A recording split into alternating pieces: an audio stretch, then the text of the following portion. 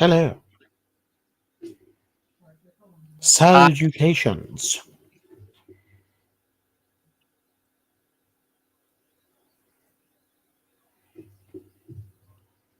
Know what that was. Exactly. What's going on, everybody? How the hell are you? This is the latest and greatest episode of the Battle Bros podcast with the Battle Bros. Myself, I am Mac. That's Alamo. Haley. Hi. Yeah, if you're joining us for the first time, Jesus Christ, that was loud.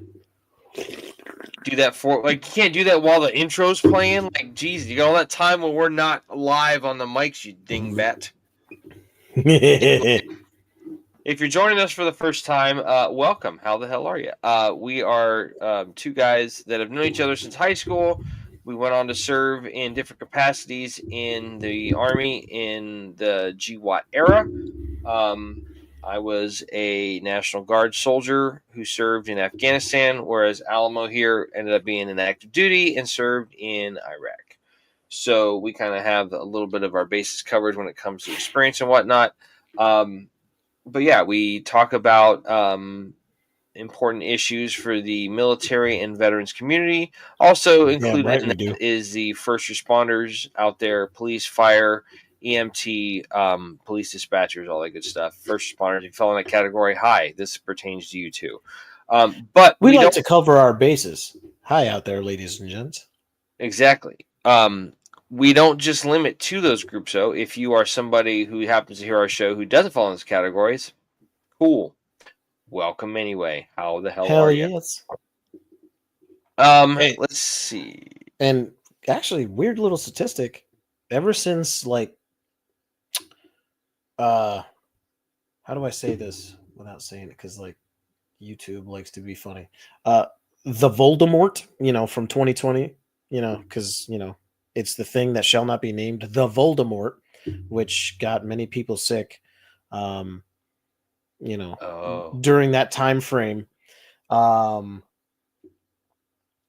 there was a spike in many individuals' self deletion rate, to be frank, and so yeah, hey, it's affecting everybody now. So hey, join the show. We got stuff that to say. is our pandemic that we're trying to fight, but we'll talk a little bit more about that later. So stay tuned. Don't go nowhere. Um, Today is January 31st, 2025. Let's cover a little bit of the news before we get into our topic for this evening. If you haven't had the opportunity, please check out our social media pages. We're on Facebook, Instagram, X. We have a YouTube page. That's where you can find most of the links to that stuff. Please feel free to like, share, subscribe, hit that notification bell so you can get updated whenever we have a new episode like tonight. It will be sent to your phone or your mobile device and be like, oh, hey, cool, we can check out the two guys that have a show thingy that they do. Yeah, okay. So if you caught our show last week was episode 098. We talked about Correction. leadership. The week prior, because we tried Thank to you. do an interview last week, Yeah. and things didn't work out. We'll get into that, and that it really is very important to what we're talking about tonight. So Correct. again, stay tuned for that. But 2 weeks ago, when we had our last live show, we talked about the subject of leadership and why that was important. You can always go back and check that out on our YouTube channel. You can always look that up and watch that, listen to it, all that good stuff. You can find it if you just look for it, know where to look, all that kind of stuff. So, Hell but yes. again, before we get into our topic tonight, let's talk about the news. Two kind of news, possibly two news stories. If you haven't heard, there was a plane crash, there was an aircraft collision earlier this week up near Ronald Reagan Airport in Washington, D.C., between a commuter jet carrying 60 passengers and 4 crew members, and an Army UH-60 Black Hawk helicopter with a crew of 3, pilot, co-pilot, and I believe crew chief. It quickly turned from a rescue operation into a recovery operation. They are saying that they have found, from what I just read a few minutes ago, the point of contact, the head dude being DC Fire and EMS Chief Donnelly, said Friday crews have recovered 42 people from the Potomac River so far. The Potomac River probably did not help that situation because being in January, the river is probably close to being as Frigid. frigidly frozen Frigid. as awful as possible. So, um, yeah, it's a horrible event. We don't have all of the details yet, so before anybody goes and Yeah. says, "Oh, it was this or that," let's just scuttle that right now, and let's Let's just let all wait. the details come in. Let's Let's let let all for the the details come in. wait for the news to be reported, depending on the source you look at. Because, and I'm not calling anybody out, but there are news sources out there that are a little bit more skewed than others, and we'll just leave it at that. So there Correct. was that. Another story that I found was that so for those that don't know, I live here in Tampa, and Jesus, Excuse me. dude, My bad. come on, man, it's like mute your microphone, dude. Like there's a freaking button for that shit. Just turn it off, and turn it back on. Do what you got to do. Damn, dude, like we're on episode 99, and you're still making rookie mistakes. Holy crap! Holy Hey, crap! hey, hey. Hey, hey, hey, hey, hey, hey. Hey, Yeah. hey. Anyway, so, for those of you that don't know, I live over here in Tampa. Alamo is on the east side of Orlando, over in Deltona.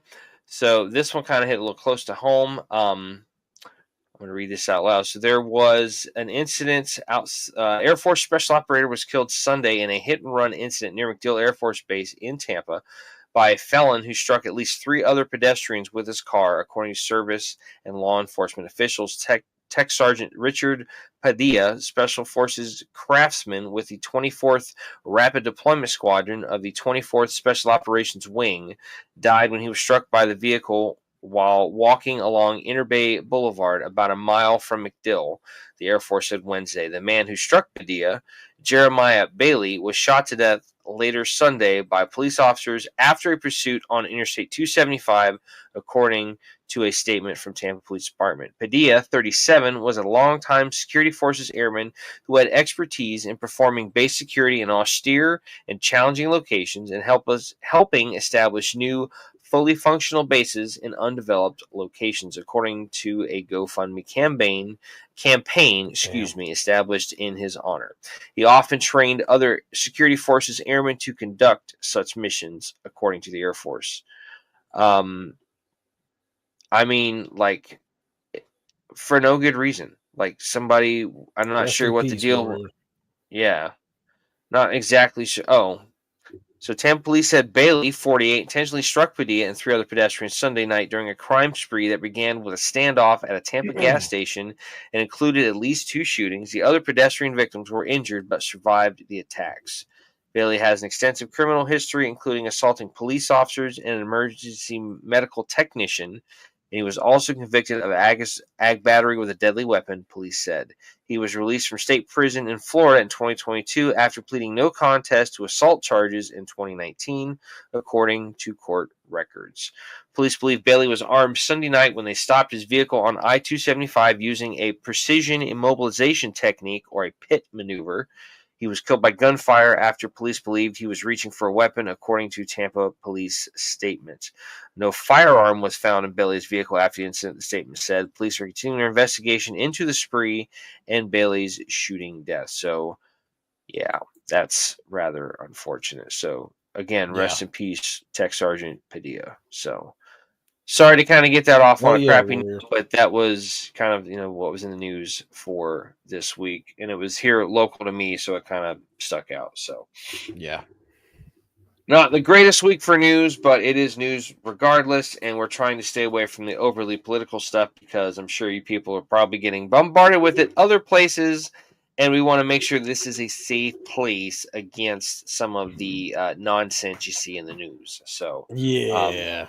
unless it pertains to directly what we're talking about, we're going to just kind of be like, yeah, we don't really need it today. Mm, So, but anyway, so as Alamo mentioned, 2 weeks ago, or I'm sorry, last week when we were supposed to be on, we were had every intention of having on a guest for a VIP panel, which would have been VIP number 8, I believe it was. Would have been VIP number 8. It would have been Yeah, our 8th interview, and yeah, I it would have been our 8th interview. so want to do so many more interviews. Hey It's so man, much better. we'll get in more into those, man. We're gonna push those out a little bit farther. Hopefully, next week or next time we go live, we got 100 episodes under our belt. Like, hey, we're kind of a big deal. 100 of them under our belt, so kind of know what we're doing. But anyway, so Hitting our centennial. we had some issues with technical connectivity with some of the feeds and whatnot, where we couldn't get things linked up a certain way. We tried to wait as long as we could. The situation did not resolve itself, so we just decided to pull the plug for that week and just try to come back another time. Not a big deal. Tried again this week, and unfortunately, we had the same issues arise. So because of that, we kind of had to not scramble, but we kind of had to, kind of go an alternate route with our episode planning. So that led us to end up talking about tonight's subject, which this is episode 099 of the Battle Bros podcast, and we are talking about, drumroll, adaptability. So Indeed. kind of fitting if you think about it, because it's very interesting and strange and fortuitous how things work out when you're doing a live podcast and you're like, oh, hey, we should try this. Oh, crap, we can't. Let's quickly change gears and do something else. You have to be flexible.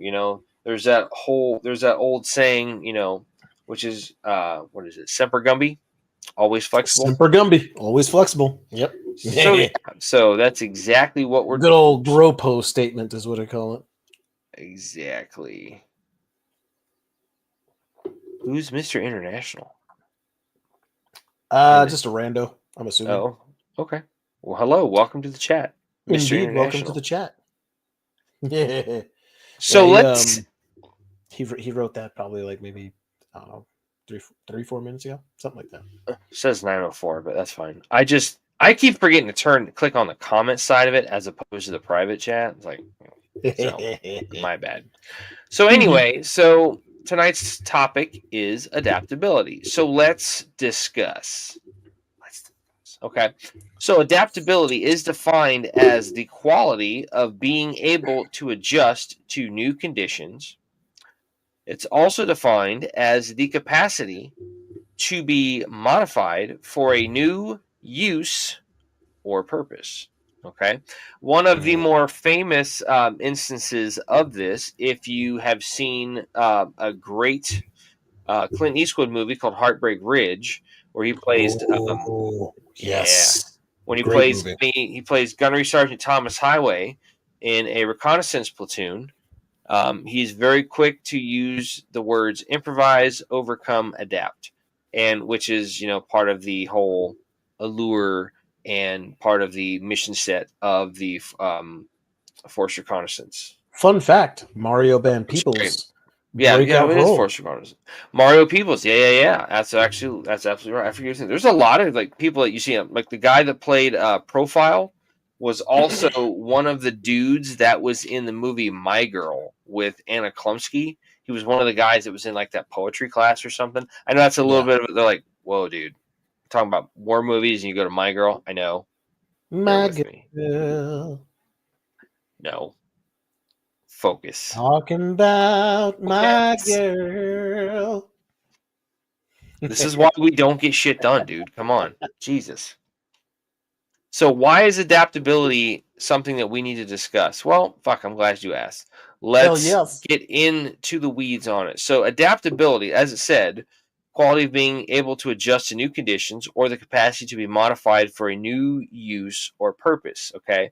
A lot of times, if you think about it, when we first got into GWAT, we were still wearing our old, a lot of the guys from early Iraq, 2003, first off, they're wearing 3-pattern, 3-colored DCU camo, but they're still wearing the old Alice gear, deuce gear, pistol belts, harnesses, all that stuff over body armor.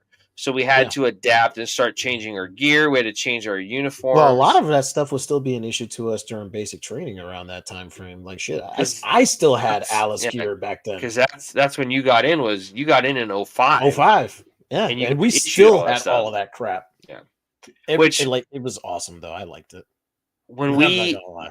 and I was actually watching. There's a great channel of a guy that I watch who was in about the same time we would. I'll tell you about him offline. But he's a army vet, and he talks. He kind of is he kind of tinkers around with stuff. But he was talking about like, yeah, there's nothing wrong with Alice gear, with Deuce gear, because like it's great. You have all this open. You get on your shoulders and on your belt and stuff, and when it's adjusted properly, it sits good.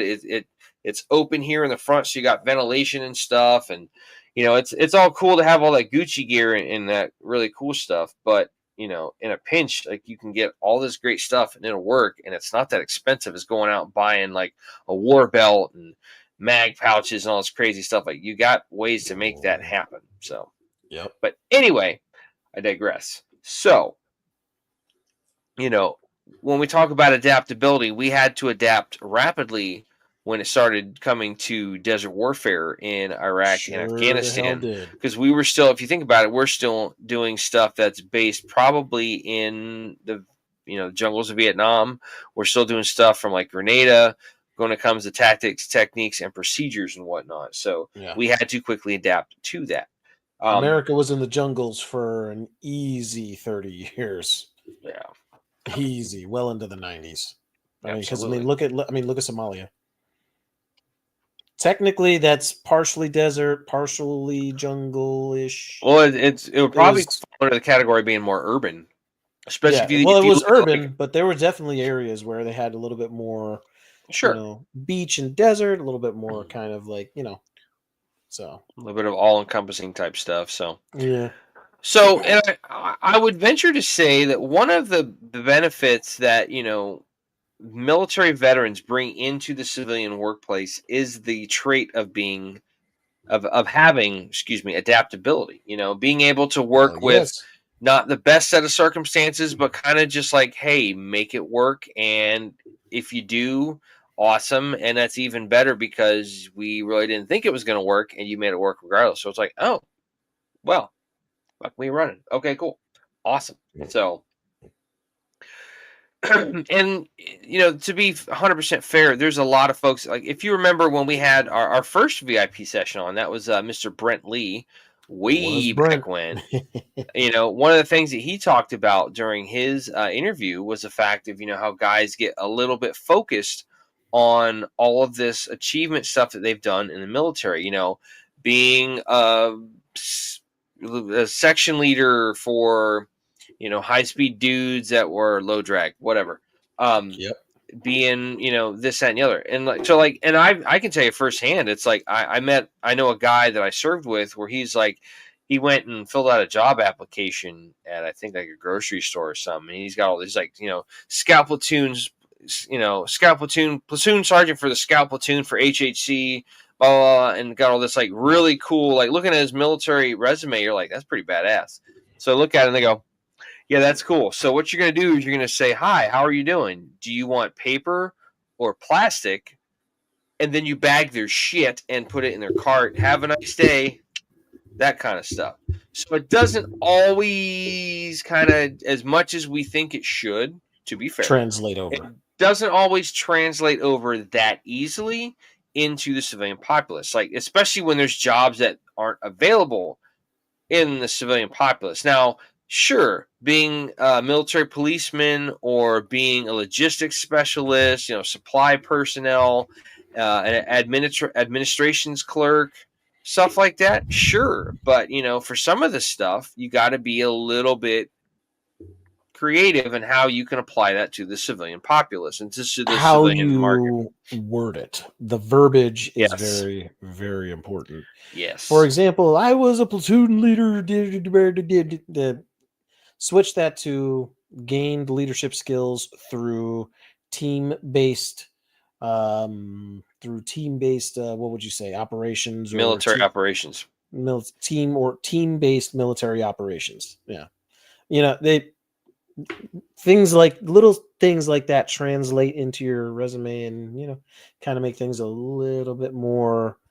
And I'm He learned how to be a good leader. Cool. and I'm also certain, too, if you think about it, like when you are a civilian reading these specific things, you're like, it kind of sounds a little bit like it's a bit intimidating. You're like, Jesus, is this guy like, you Is he know, uh, stable? is he stable? Is he killing fucking small children? Like, Yeah. what the fuck's going on? Like, oh my god. So to be fair, I mean, I think that is a legitimate point for, being Yeah. able to be adaptable, and not only adaptable, but for in that specific instance of context, Mm, marketable. You need to be able to market exactly. yourself for the job you're trying to get. That's why they always say if you're going over your resume, like make sure you have a basic resume that you have all your information on, but then from there, like adjust it, adapt it to the specific job you're trying to apply Yeah. for.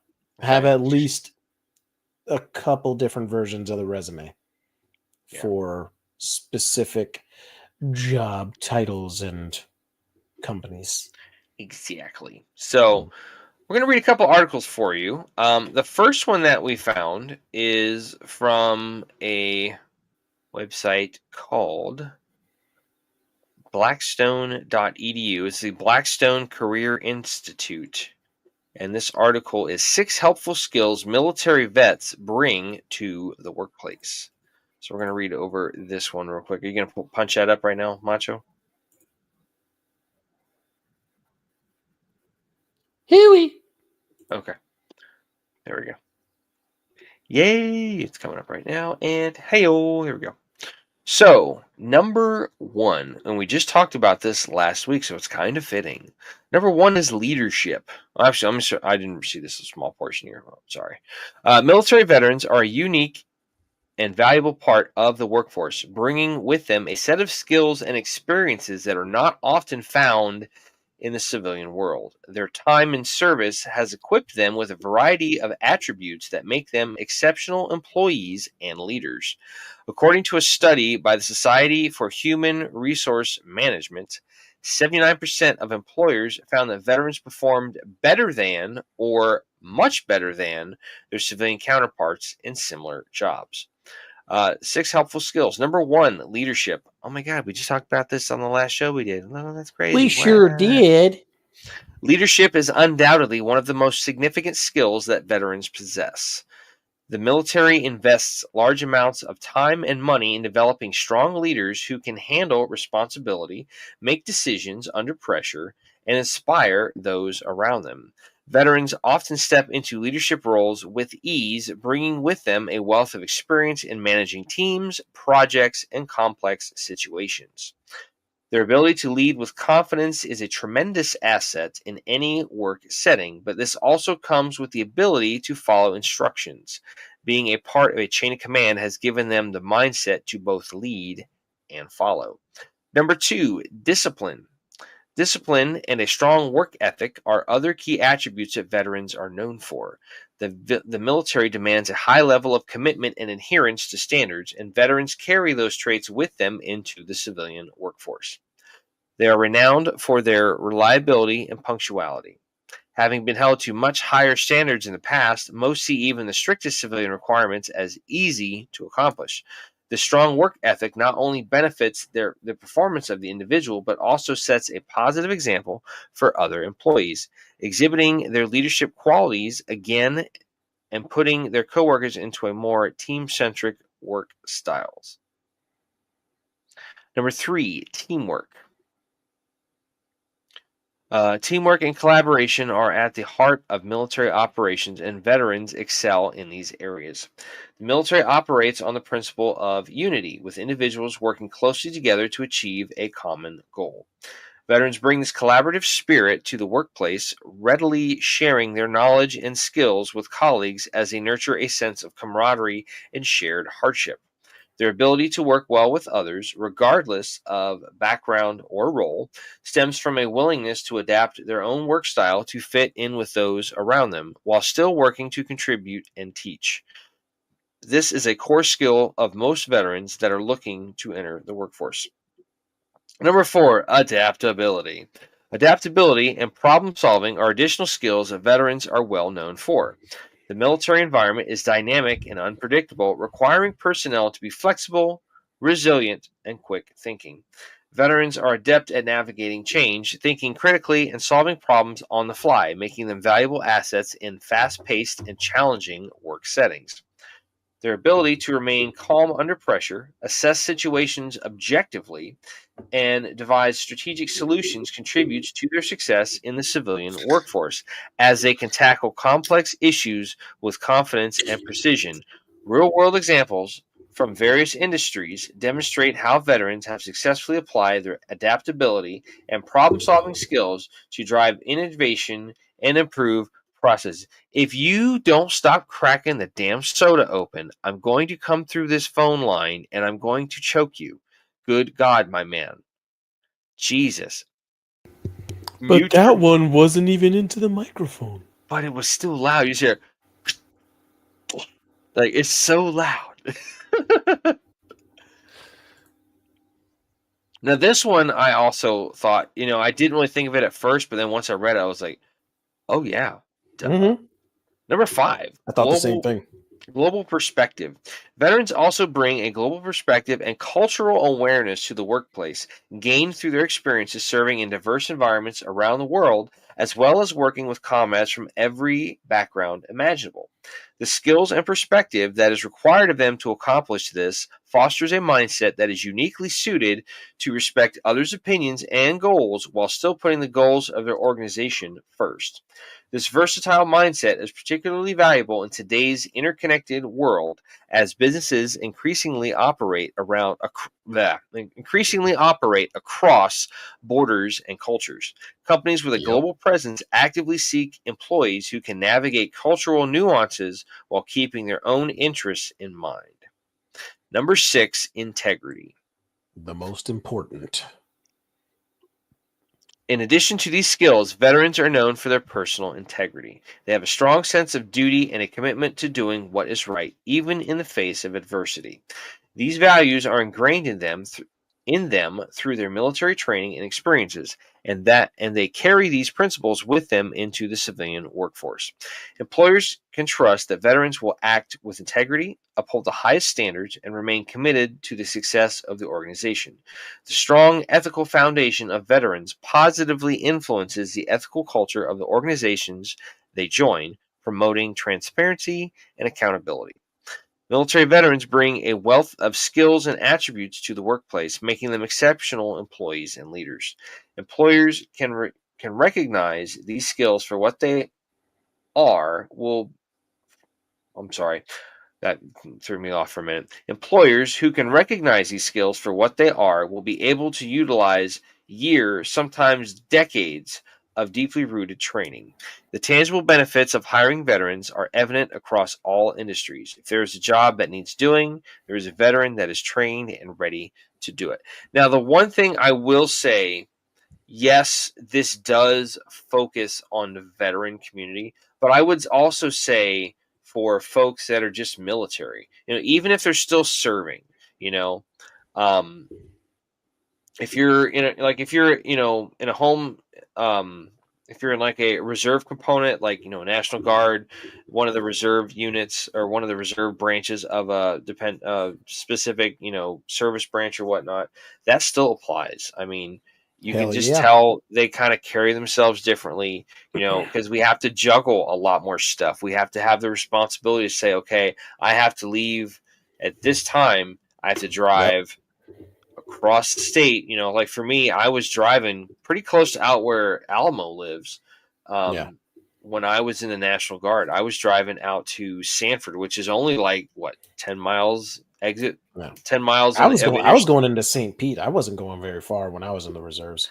Well, you were also living over here in Tampa on the west side of the county, so that's not Yeah. too far. But my company that I was with moved all the way up in Ocala, so I was like, eh. And most of the guys I went overseas with ended up in the company that was in Bravo Company, which is in Sanford. So I was like, let me just stay with them and whatnot. And I'm glad I did because it was awesome. It would have been cool because Charlie Company ended up going and they occupy an armory that is, I believe, one of the SF companies here in the Florida Guard. It's Charlie 3rd of the 20th, I believe, and it's like literally Nice. dude. It's literally a stone's throw from my uncle's backyard. Like you could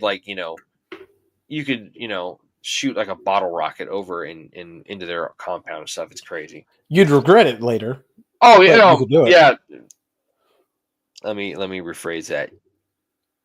It's that distance away. I wouldn't do that. Yeah. So, It's like, huh? So so someone you, decided to shoot a bottle rocket in here? so did you want to read this next one? Because this is the one that you were kind of particularly talking up pretty good. The veteran talks transition to civilian life. Ah, yes. Because this one was pretty good, but I know you were kind of singing the praise of this pretty well. So Yeah. yeah. So I'm going to present the article.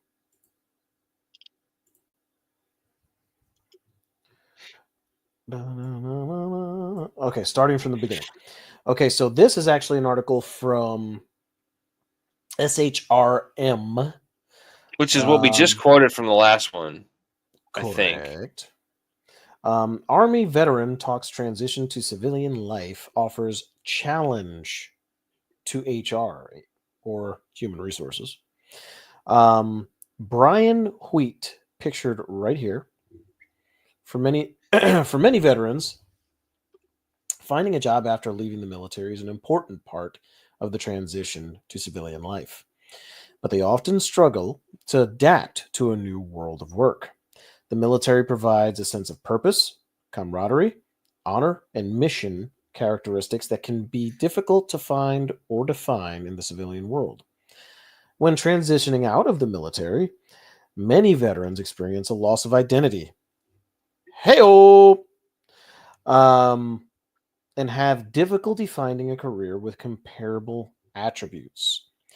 Brian Wheat, a project manager at payroll services company Paychecks in Rochester, New York, spent 20 years in the U.S. Army and says there are ways veterans can be, or excuse me, there are ways veterans can better prepare themselves for life after the military and find a meaningful career.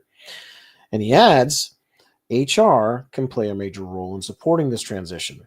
Ahead of Veterans Day, which I'm assuming this was what oh yeah, November 8th of November 8th of 2023. 23. So ahead of Veterans Day, Wheat spoke with SHRM Online about the myriad ways the military prepares veterans for civilian work.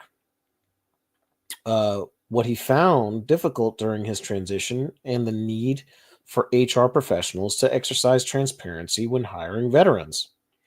So the article goes on as the journalist who is, I guess, interviewing him goes on and says, "Can you talk about your time in the army? What was it like? What was life like?"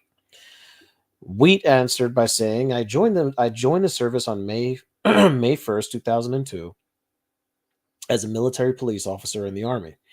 I was motivated to get involved because after graduating from college, the attacks on 9/11 weighed heavy on my mind. Now, as GWAT veterans ourselves, myself and Mac, we were, lack of better terms, very inspired by what happened. I actually came from the Bronx, so for newcomers who did not know, yeah, I came from the Bronx. When I moved down here to Florida, And we were literally actually talking about that a while ago. Like you had just moved, like it was like months before 9/11 happened. months, Like that, like, the summer before, yeah, like the late summer of June, early July. 2001. Yeah. Yeah, like late June, early July.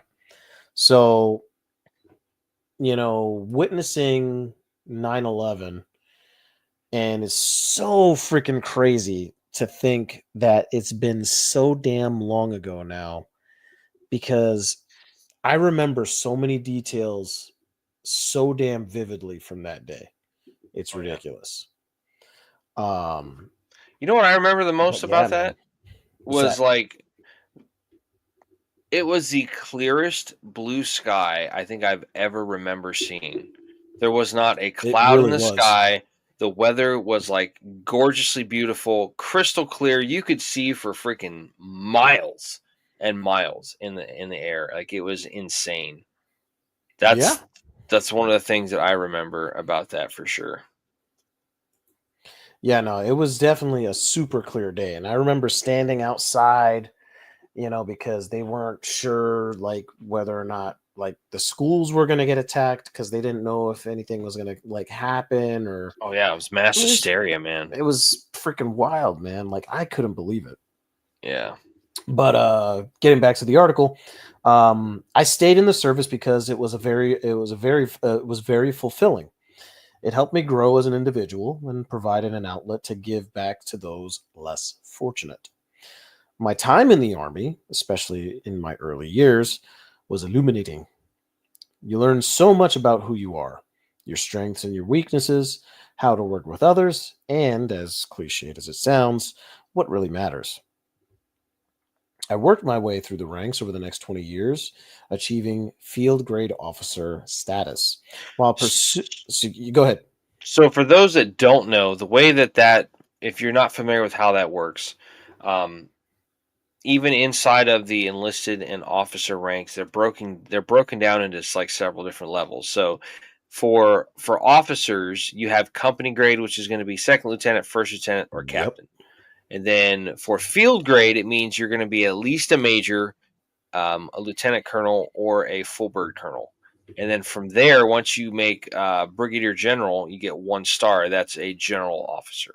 So he was Mhm. at least an 04, if not a 5 or a 6. So I would think if he did 20 years, because he said military police officer instead of a military police soldier.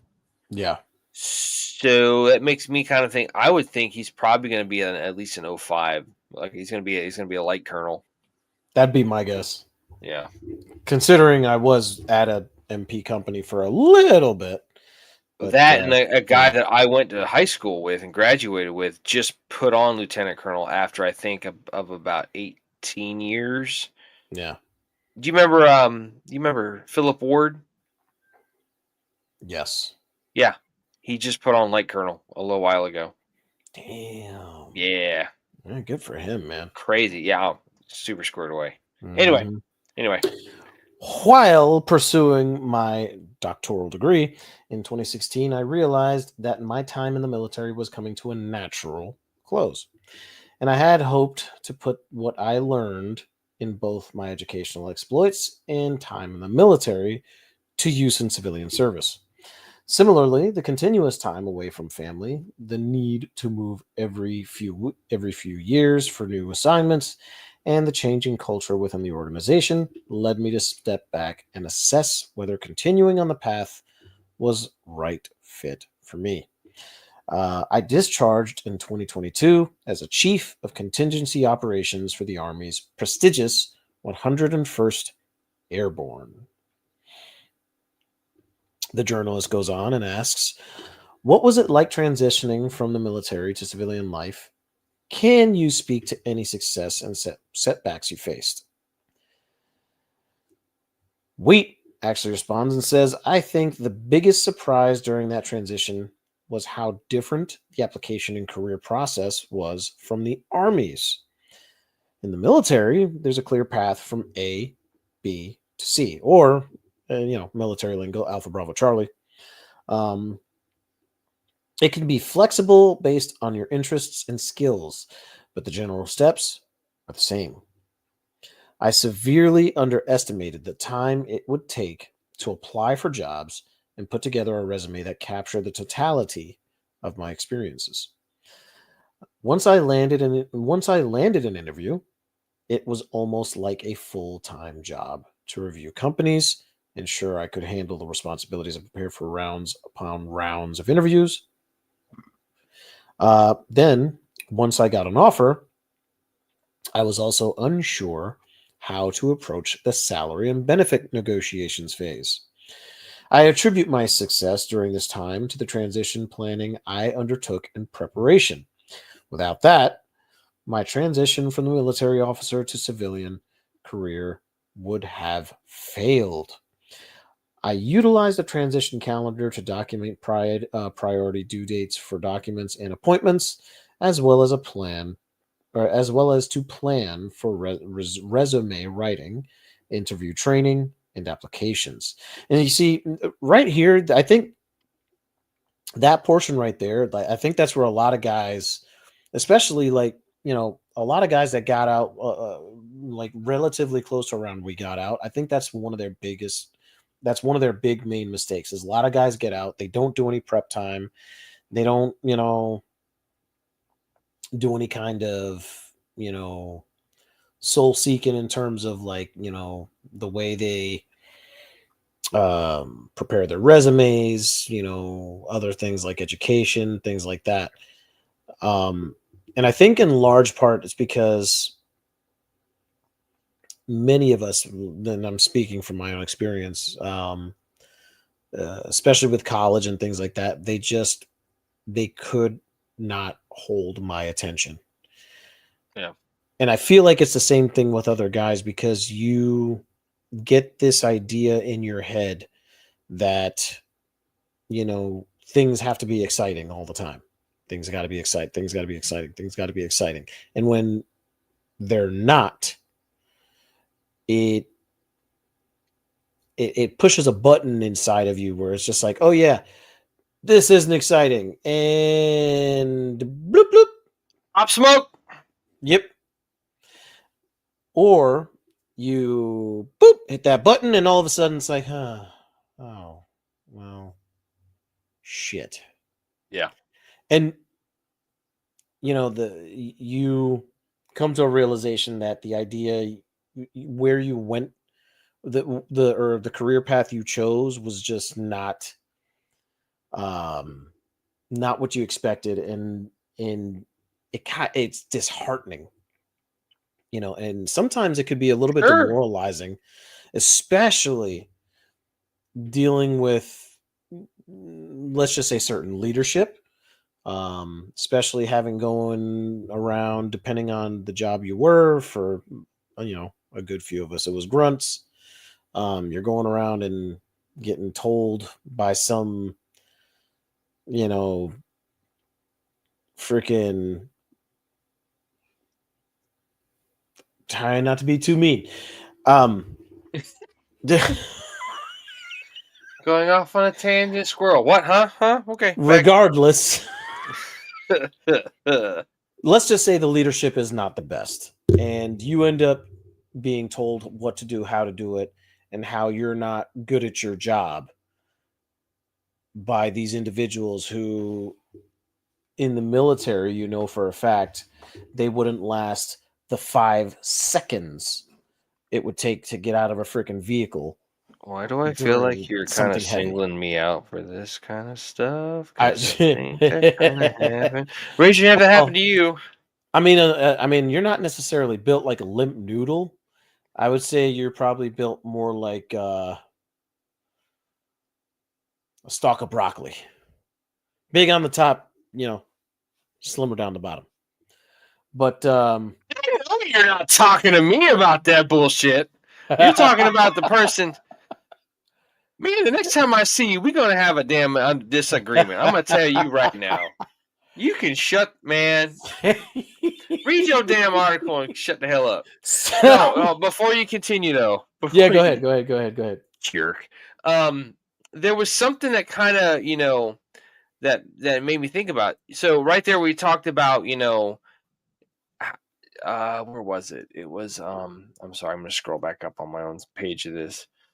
Huey. So he talked about like having a transition calendar, document priority dates and whatnot. I think the military has kind of gotten better in the last, Yes, I want to say, they have gotten much better at it. probably in the last, I would say, decade, about Yeah, realizing that we're like just kind of setting these guys.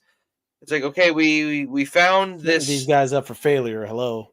Yeah, like we're taking them and we're just spitting them out. All right, thanks for nothing. Kick them out. It's like when you just get thrown out of a moving van on the side of the road. Like, where am I? What am I doing? Like, huh? So and especially for the folks that are like putting in the 20 years and making it all the way to retirement and stuff. Like I totally get that, because especially at that point you're going to be reaching a little bit higher level. You're going to at least, if you're at 20 years, you're going to at least be like, you know, hopefully an E7, E8, probably E9 for most folks. You're going to be at least an 05, 06, or maybe even a Yep. CW4, CW5. So you're going to be at kind of like the higher echelons of leadership and, having experience running and, organizing and just making all these, things happen behind the scenes and whatnot. So, yeah, I would think Frickin' for Huey. sure. What's up? I said frickin' Huey. Oh. So I would think for sure at that point, but just even for the guys getting out, like, back then, they weren't really thinking too much about that kind of stuff. But I would hopefully Nope. think now, Sure. and especially for the folks that make it to the full 20 to get that, that piece of paper saying, "Hey, I did it. Woo-hoo, I made it to the finish line," kind of thing. So, but I mean, a lot of what you're saying too as well. It's like you're just it sucks. Like you get built up in the military to say, hey, you can do anything. You're freaking you're strong. You're tough. You're physically morally strong and physically straight and all this kind of stuff. Morally strong, whatever. Physically strong, morally straight. That's I fucking it was crack. Yeah. My brain like freaking like Y2K froze up like so. But yeah, you go through all that stuff and you get built up on this pedestal and you get out and they're just like, okay, great. Yeah, we don't care. Mm-hmm. So, and Basically. this brings up a good point too. It's like, I've mentioned this several times, but like when I was a department head at, a place that I worked, I ran a pretty, not the biggest, but I ran a pretty important department for the retail facility that I worked at. And I wanted to hire military guys because like, even though they've served in different branches, they're going to have that kind of, that the mental toughness. They're going to have the ability to just endure. They're going to have to just be like, okay, we can either bitch about it or we can get it done. So why are we even still sitting here? Exactly. Like, let's just fucking get it done. And I remember people like, why do you only hire military vets? I'm like, because it's just a different kind of person, Yeah. that experience just doesn't count for nothing. I can recall, um, trying to work for the sheriff's office. I tried to get hired on the sheriff's office here in Hillsborough County. This was years ago. This was like 10 something years ago. And I got told that, if you wanted, so in order to work to be a detention deputy, you had to either have your high school diploma or your GED. Okay, not a big deal.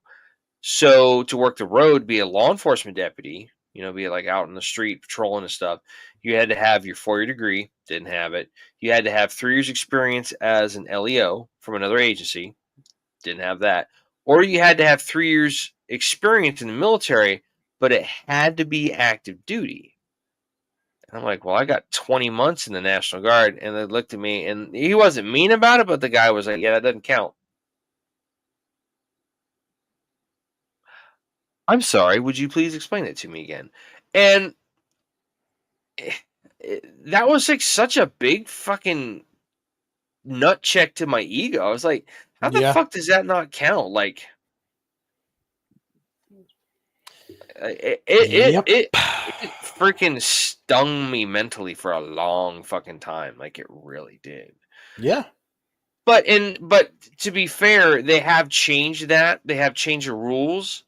Their requirements where it's like 4-year degree, 3 years experience as an LEO, 3 years military, or you can have a job where you have, contact with the general public for 3 years. I'm like, well, I think I've got that covered. If I wanted to go that route, I mean, With the general public. yeah. So I mean, Essentially, they want to make sure you're able to talk to people. communicate effectively, right. Yeah. So, but another thing you Correctamundo. mentioned too is like about guys getting out and not being happy. I know a guy, met him through work, solid freaking dude. Just he was a Green Beret, and he went and he got certified, and he got his nursing certification, became a nurse, did it for a little while, and he's like, I don't like this. It's boring. So now he's like he fixes like pool pumps. He works on and services and fixes pool pumps and stuff. And I'm like, he's like, oh dude, it's great. There's no hassle. There's a job, you go and do it. It's easy. You ain't got to worry about Task like, driven. yeah, Task driven. That's legit, that's one thing legit. I've noticed. A lot of guys, a lot of guys in the military, we're very task oriented. You give us a task, dude. We go in there freaking hammer in hand, freaking ready to freaking smash whatever the hell it is. Do you Because know? Do you know that guy on YouTube? He's a first lieutenant, but his YouTube channel is like Mandatory Fun Day. He's one of the guys from the mandatory unsubscribe. fun day. Yeah, he's one of the guys from the unsub podcast. Like he's kind of one of the rotators that's on there with like Fat Electrician and whatnot. He kind of has a way of talking. He's like he had a video where he comes up to it's a like a platoon leader or a junior officer, and he comes up to the head of the Spec Force Mafia. He goes, Sergeant. He's like, what's going on, sir? He goes, we have an issue. I need it resolved quickly and quietly, and I don't want to know how it got done. So he goes, and stuff like this. And a couple of Spec Force show up. Was like, you called, Sergeant? They're like, I need you to get this. I need you to get this. Don't kill anybody. Don't break nothing else. Just get it, bring it back, and that's all we need. It's not serialized. Make it happen. Because he went to the Spec Force Mafia type shit. It's like, Yep. that's absolutely right. So, yeah, it's fucking great. Anyway, Hell yes. did you want to keep reading into that article, or yeah? I'm sorry. Go ahead. No, you're good. I don't know. Like, I'm almost done. Screw it. I'll go. Screw it. We'll do it live. And We already so the are. journals. Duh. So the so the journalist goes on and asks, in your opinion, what are some transferable skills that support a successful transition from military service to a civilian career? And Mr. Wheat says the skills that help you succeed in the military are actually not that different from those most civilian recruiters are looking for. My time in the service honed critical skills like project management, communication and collaboration, adaptability, hint, hint, wink, wink, and emergency management. It also cultivated my leadership skills and helped me feel comfortable stepping into those roles in corporate settings. The key for me was figuring out how to position all that correctly during the application and interview processes. Excuse me. The way I figured it out was by evaluating the situations in which I excelled and then trying to work backward to the core ability that allowed me to succeed. Using that core ability rather than the specific situation helped me communicate to the manager or recruiter why my experience was applicable to the role for which I was applying. Yeah,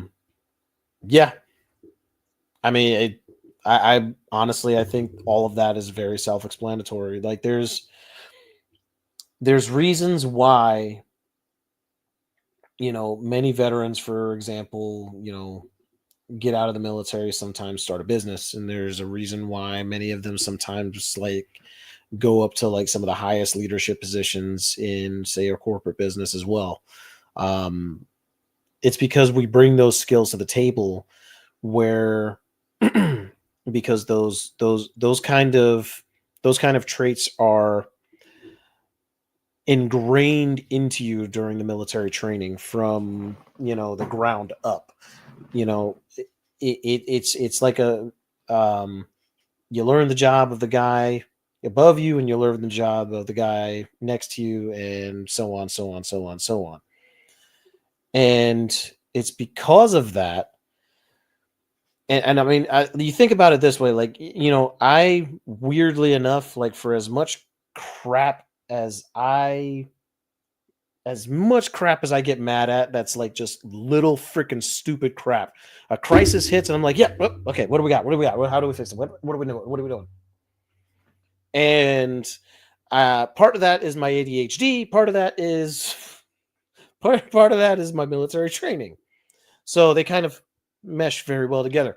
And when you kind of combine those things, you know, I can turn something that would be, you know, a very difficult task to figure out for a lot of other people into a task of like, okay, well, no. Well, what are we doing with this? No. Here, this is what we do right here. And then, take this and then, boom. And then people are like, huh, you did that pretty quick. Yeah. Yeah. I think one of the big things that you mentioned earlier too, that you had read, and you all, I think one of, if not both of us, have kind of hit on in our own way, was the whole like decision making, like just everybody gets so caught up. What if I make a wrong decision? It's like in certain situations, like, and I'm not trying to say give the just this context for for what we're talking about, but like sometimes you don't have a choice to think about the wrong damn decision. It's like, I'm gonna do something. If it doesn't work, well shit, I'll do something else. But like if we don't do something, we're going to sit here and get dead. Like if you're in a firefight or something, sometimes you just make a decision and you think about the consequences later. You just got to freaking make something happen. Because do I want to worry about getting my ass chewed out from higher up, or do I want to stay alive? Yar. So exactly. The article moves on, and the journalist says, how can veterans set themselves up for success in finding a fulfilling civilian career? Where Wheat responds, I'd tell them what I wish I knew when I moved into the civilian workforce. The first piece of advice is to do your research, prepare, recon, all that good stuff. Everyone has an opinion on what you should have in your resume or what is desirable in a candidate. At the end of the day, do your research on each company to which you're applying and tailor your materials to their values and role. I feel like I said that earlier. I said that. Yeah, I said that. I said that too. We both said it. Move on. We both said it, guy. Jeez. It's my elbow. Ow. Keep going. Yeah. Veterans should also think about what you're truly looking for in this new role. For example, what type of people and company do you want to work with and for? It's often better to pass up something that doesn't align with your needs than to accept it and leave sooner rather than later. Any job hoppers out there? I very sorely admit that. There's no shame in getting your foot in the door. Rank and status are everything in the military life. But it doesn't have to be that way in civilian life. If you look like the company and culture, it's okay to take an entry-level role that makes you happy. That said, don't sell yourself short or settle for less than you're worth. Your expertise and skills are worth a great deal, and there are tons of organizations that understand that. Finally, it's time to talk about yourself in the service. It becomes second nature to recognize the efforts of those around you and give credit where credit is due. As a civilian, and particularly during interview process, this is your time to take credit for all the accomplishments and tell everyone how great you are. It's your time to shine.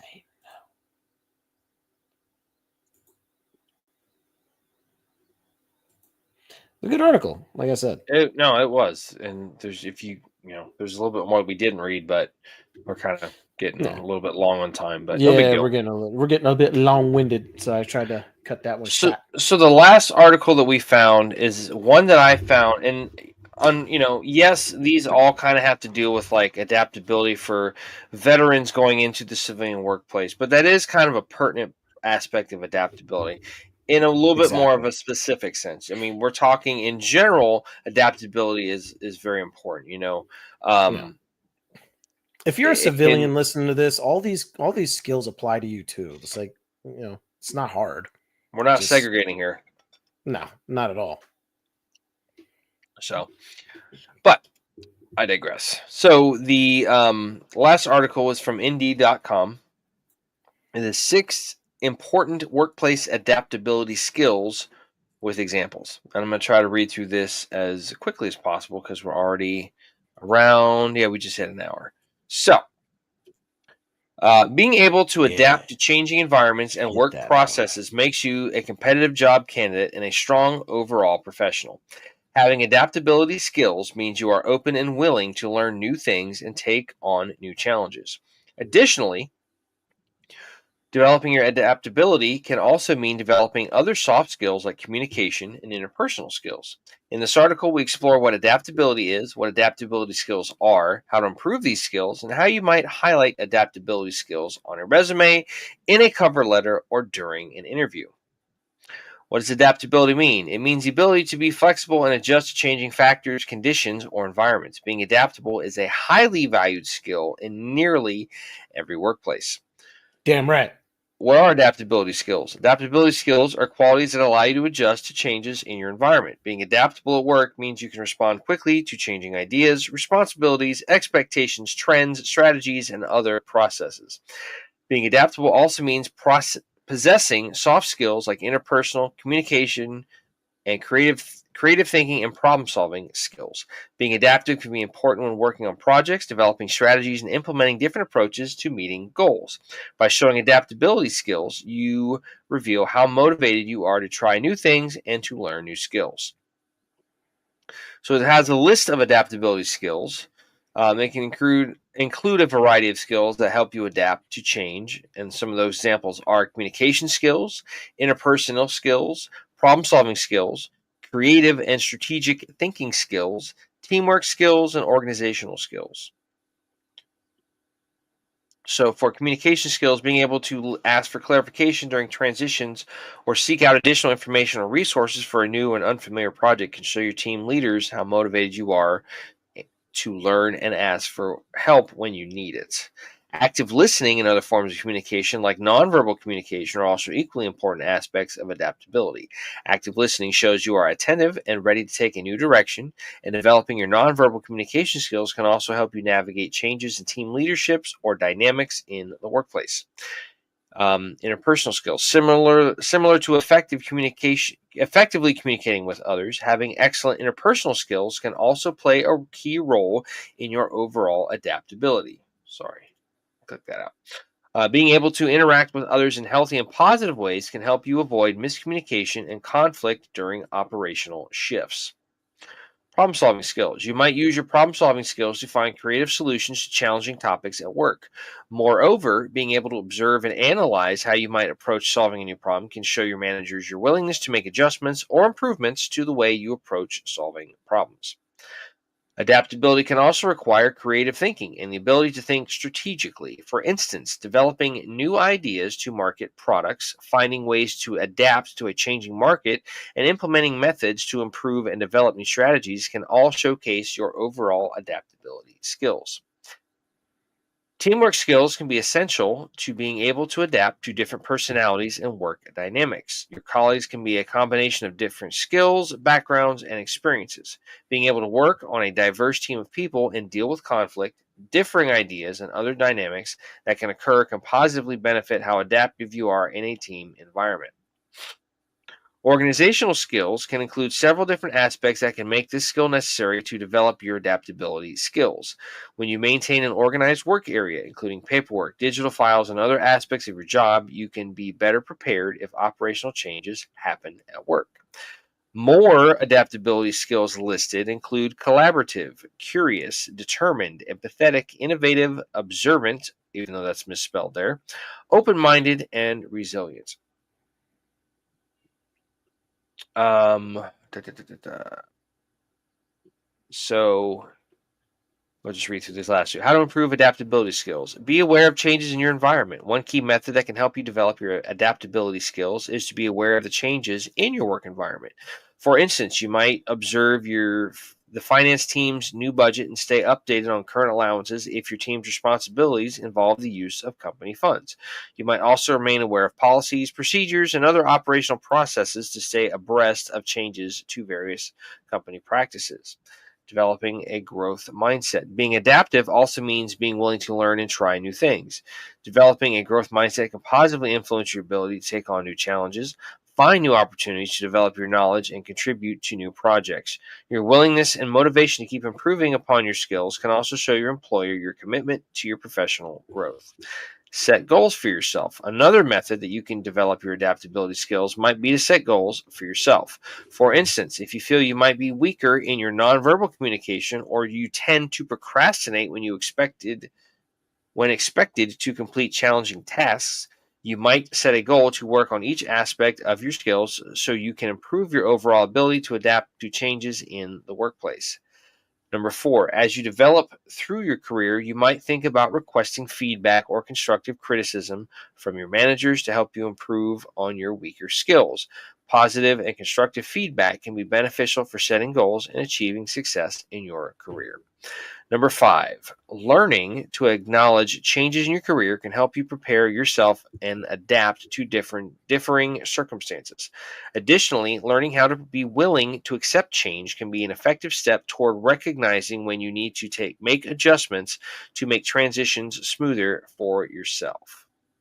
Okay, has some other tips on there which are more so about resume and cover letter and interview and whatnot. We're not going to read those right Yeah, now. we kind of went through that with the other one. Right. So, adaptability. Yeah, it's important kind of thing. So, Very important. absolutely. You got to be able to go with the flow. Who was it that famously said, yes, Bruce Lee. You must not try to be anything else. You must try to be like water. You put water in a cup, it becomes the cup. You put water in a teapot, it becomes the teapot. You put water in a vase, it becomes the vase. Be water, my friend. What movie is that from? Is that from that movie that Brad Pitt was in? No, that was genuinely a Bruce Lee interview. Okay. Because you're always quoting movies, man. That's why I was like, I don't know if No, he's doing it. that was an interview he did in Is he doing a bit? 19 I wasn't sure. Are you doing a bit? that was an interview he did in like 1970. Crap, when was it? 1970 something. He was on some talk show, and like they asked him like how did he adapt his skills and things like that, and like he ended it with that part. I remember that. I got you. Put the So water in yeah, the cup. It adaptability becomes the is cup. is very very very important. And not just for military and veteran folks, but for everybody. Like one of the things that Absolutely. I've kind of, and I don't mean to, I'm not trying to throw her under the bus or anything because she could pop through this door in this curtain and kick my ass. But one of the things that I've kind of had to get my mom on board with is just parenting a girl versus parenting three boys. I'm in the middle of three boys. Mm. And then my daughter is her only granddaughter. Hi, Mama Mac. She's out there I know. somewhere, whatever. But Yeah. and it's she has she was very no nonsense. She was strict when she needed to be, but she raised three boys, so she kind of brings that mentality and that approach to my daughter sometimes, and I'm just like, you gotta Yeah. like let's do rally up the troops, just a little admin hold. I'm like, you can't do it the same way. It's a lot of years difference, and it's a little girl, and it's kind of something like with my older brother. Like he tried to do the same stuff with my daughter, like little things that we would say that were funny when we were kids. I'm like, no, no, I'm raising a little girl. It's already a jocular damn household because we all live here and we're older and this kind of crap. Like, just as you were, stand by. Like, just Yeah. take it to the road. Stand by there, big guy.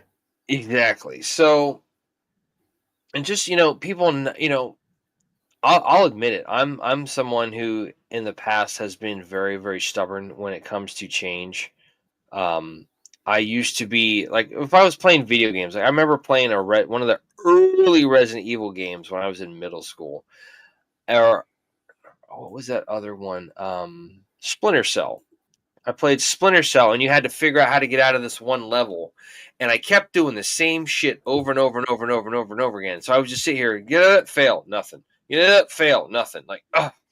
And then finally, I'd be like, oh yeah, that's like I never could think outside the box to go, where do I go from here? Like, I see the car that I'm supposed to get to.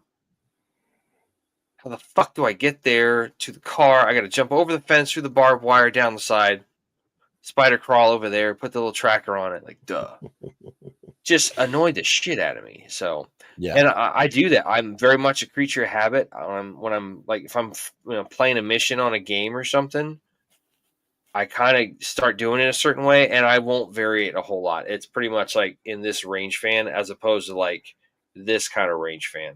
It's Yeah. literally like it right in here, as opposed to like try something else, jackass. Like it's awful. It's so bad. You need to take a note from Bruce Lee. Like, actually, I found that clip, by the way. I'm gonna go ahead and share it with everyone. Boy, let's make sure we can hear it. Yeah, sure. So totally shooting from the hip here, people. Like, we didn't have this plan. This just organically happened. So So this is the clip. It's like 30 something seconds long. This is what it is, okay? I said, empty your mind. Be formless, shapeless, like water. Now, you put water into a cup, it becomes the cup. You put water into a bottle, it becomes the bottle. You put it in a teapot, it becomes the teapot. Now, water can flow or it can crash. Be water, my friend. the fact that you pulled off that voice so damn close, I'm like, why are you not doing that?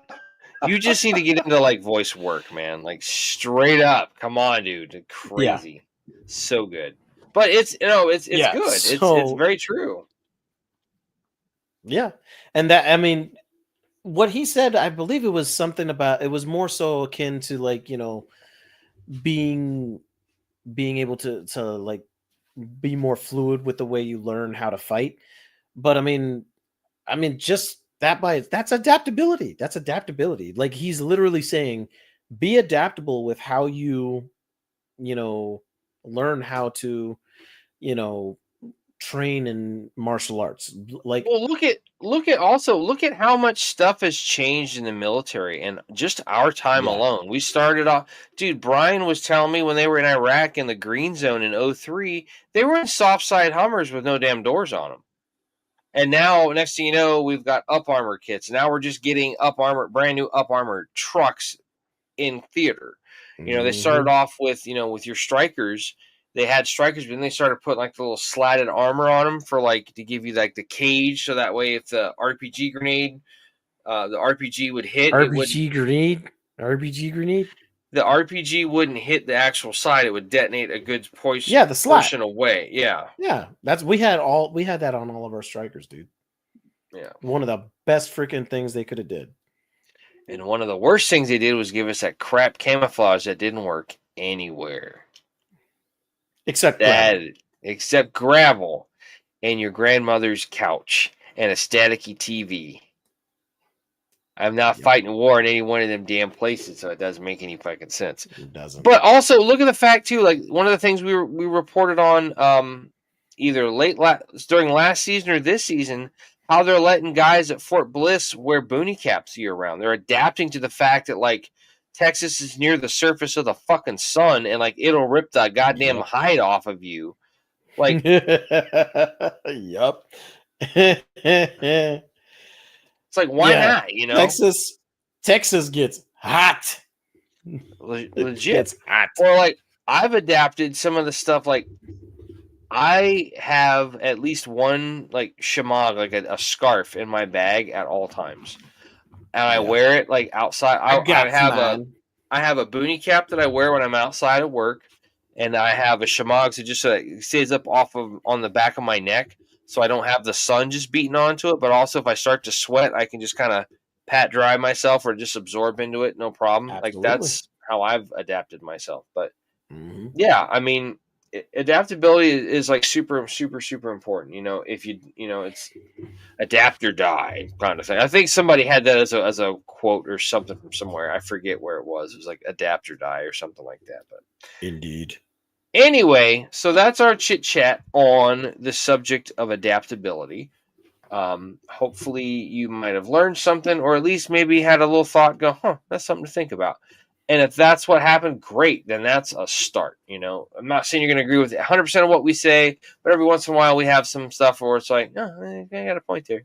Yeah, Mm. cool. So, and if that's the case, then hey, we've at least produced a thought invoking conversation, and we can go from there. Indeed.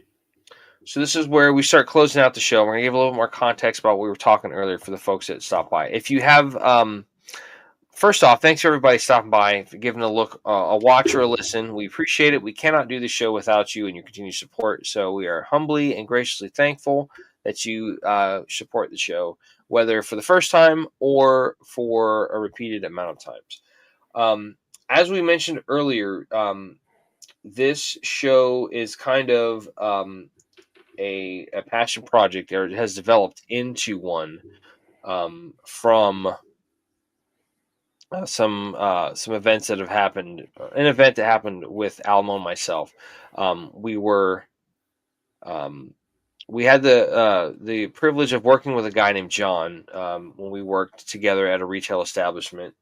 John was a prior service Marine and just funny ass dude to be around. Made work so much fun. Was great. We all kind of left at different times. We all kind of fell out of touch here and there. And I had worked an event with Alamo and his wife for his wife's channel. Shameless plug, not really, because it's a good thing. To flipsidementorship.com. They have good things going on over there. Um, Alamo can tell you more about that later if we need to, if we want to go into that. Um, we worked an event, and Alamo and I kind of rekindled some fun that we'd had in the past, and it was like, yeah, we should do something. So we talked about doing a podcast. Didn't know shit about it. I was like, dude, I don't. How do we do that? He's like, can't be that hard, man. They put a monkey in outer space. I'm like, yeah, that makes a lot of sense. So we discussed it. We kind of got shelved for a little bit, and then we found out that John, unfortunately, had solved a temporary problem with a permanent solution, and he had committed suicide. And that is so unfortunate because John was one of those guys that was just full of life, worth knowing, had a funny story, or just loved to laugh, loved to cut up, and just loved to just be goofy. And I considered him a friend. I'm sure Alamo did too. He was a coworker, but we kind of grew into friends and just made work so much fun, right? So I reached out to Alamo and I was like, hey, did you hear about John? He goes, no, I got to call him for his birthday. I'm like, you can't because he's gone. And he's like, what do you mean? I'm like, he's gone. So after the shock kind of wore off, I was like, hey, you remember that podcasting we're talking about? I'm in. Like, let's do it. It's a lot different when the statistic of 22 veterans a day, when one of those people is somebody that you can put a name and a face to. And John, for Yeah. me, that was John. It's like, well, fuck.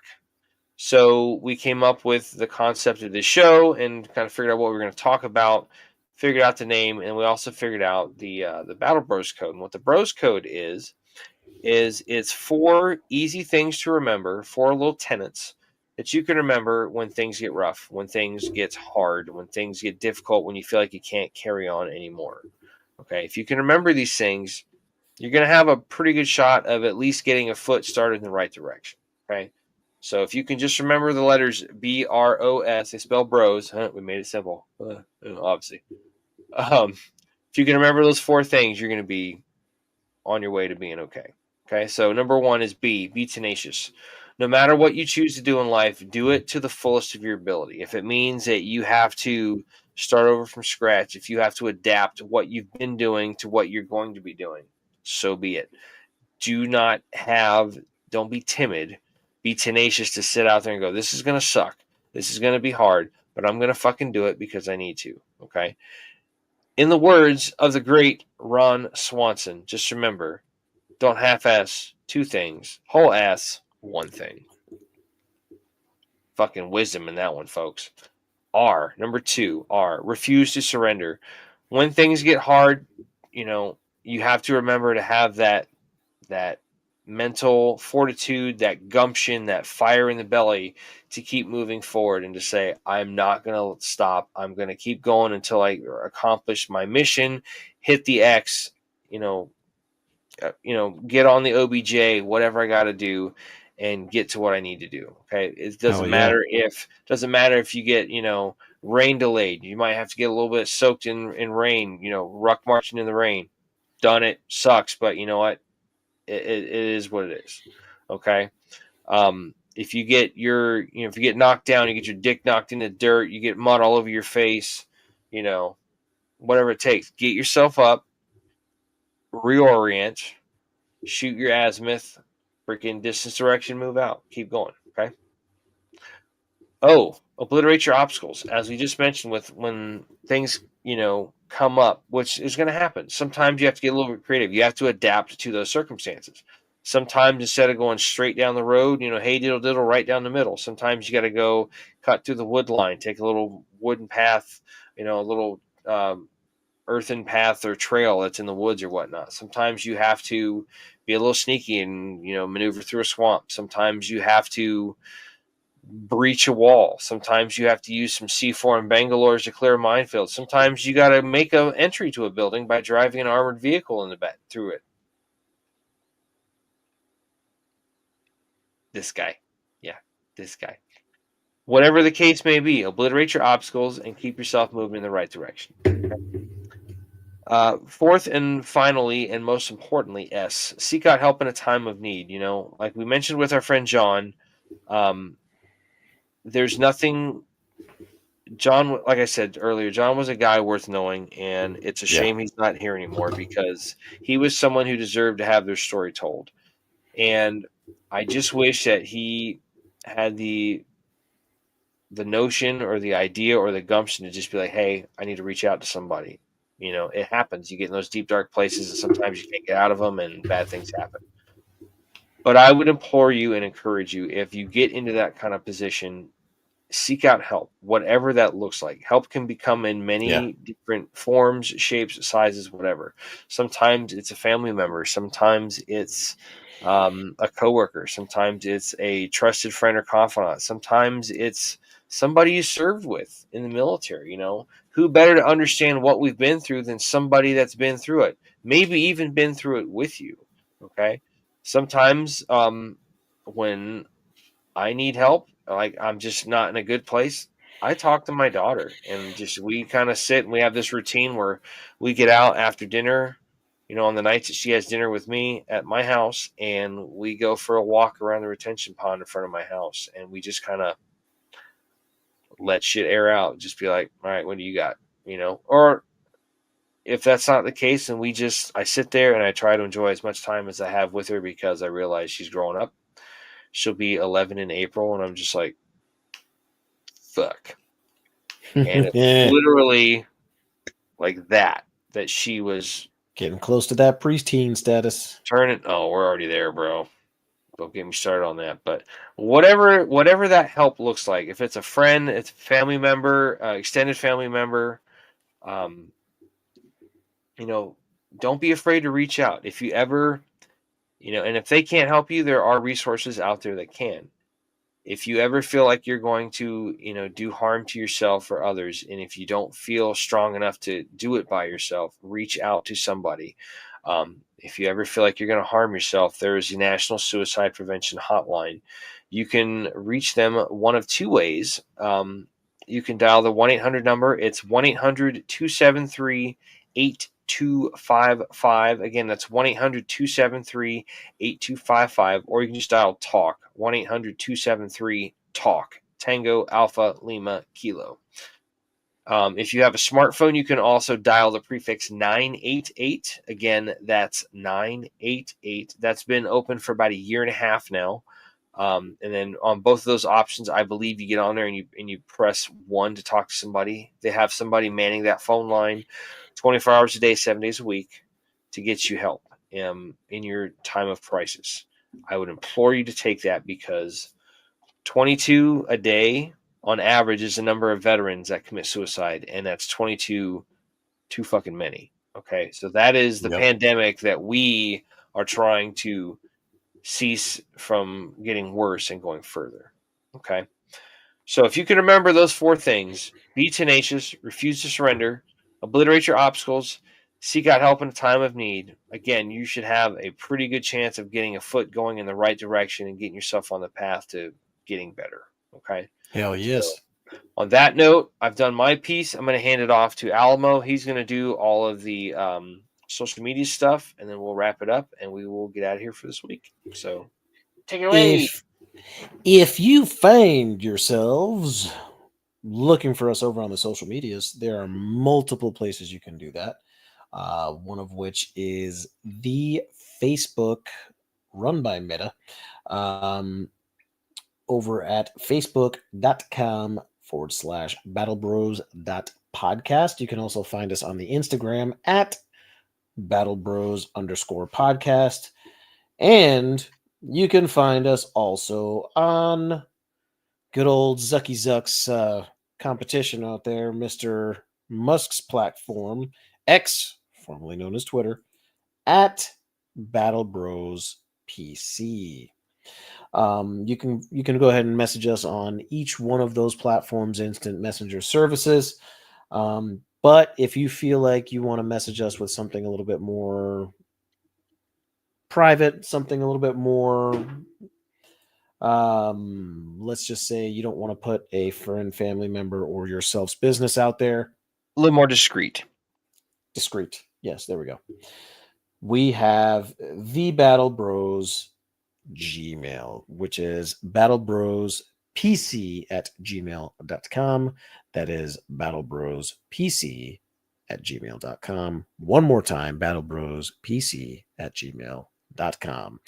I said it 3 times because I actually definitely feel like we can make a difference in this world if specifically because we know that there are times where, like myself, I got myself into a situation where I was stubborn. I almost decided to make a temporary problem. A permanent problem. Or excuse me, a permanent problem. And I almost didn't reach out to anybody. And it sucks. I don't want anybody to feel that kind of pain. I don't want anybody to feel that alone. So it doesn't matter if you have a friend, family member, whoever it is that is feeling the pain. We want you guys to message us over at our Gmail, specifically because sometimes all it takes is a conversation. I had a conversation with a friend of mine who was in my platoon. He was actually our doc. Doc Roscoe, if you're out there listening, love you, buddy. He was not in a good place, and I feel like I kept him right.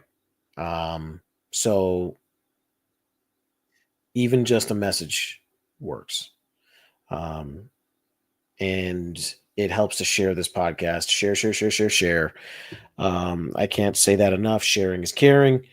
Like, subscribe, comment, because all those things help, and it helps the algorithm pick us up. Number one. God, excuse me. But if you want to listen to us and you don't have a and you don't would rather probably not watch us live, you can catch us on a few different platforms. You could catch us over on Spotify. You can catch us on iHeartRadio, Google Podcasts, if I remember correctly, Amazon Music, as well as a few others. I believe it's Stitcher and uh, I'm brain farting on the other. But if you do Rumble. like seeing, Rumble. if you do like seeing our beautiful faces, we are also on Rumble, where you can go into the search bar on Rumble and you can search Battle Bros, all one word. Why do you say that And with such a defined lisp? Battle Bros. You can search. You could search Battle Bros, all one word, and you can find us there. And all the episodes that we are currently doing right now, you can find over on the Rumble. And in all honesty, it might help to support us a little bit more over there as well, just because of how funny the algorithm here on YouTube is. But I digress. We're Funny on everything. by funny we mean like kind of strange and like kind of just out there. It's weird. Yeah. Let's just say certain things you say don't let you get distributed very much. Yeah. Right. Yeah. It's kind of silly when you think about it, but YouTube, work on that. Anyway, but we're everywhere. Find us. If you build it, they will come. Indeed. So again, everybody, thanks for stopping by and giving us a watch and or listen. This has been episode 099 entitled Adaptability of the Battle Bros Adaptability. podcast with myself, Mac, and my co-host Alamo. So just remember that, when things get hard, don't be afraid to change up, maybe kind of readjust and reorient a little bit. Okay. Also, Just far. pretty much. Also know that sometimes the message isn't for you. Sometimes you are just a means to getting the message to who it is intended for. Correct. So don't be afraid to pass it along by paying it forward, giving somebody else the message of our show. We are still, even though we're in our 5th season, halfway through our 5th season, we are still largely word of mouth that we get viewers and whatnot, or people just kind of stumble onto us and go, "Oh, hey, that's kind of cool name," and you guys actually are kind of a cool thing you got going on there. So awesome. So, but until next time, thank you again for stopping by. And just remember, be tenacious, refuse to surrender, obliterate your obstacles, seek out help in a time of need. If you can do that, you're going to be taking a step in the right direction. So until our next show, this is the Battle Bros podcast. Thank you and good night. Battle Bros out.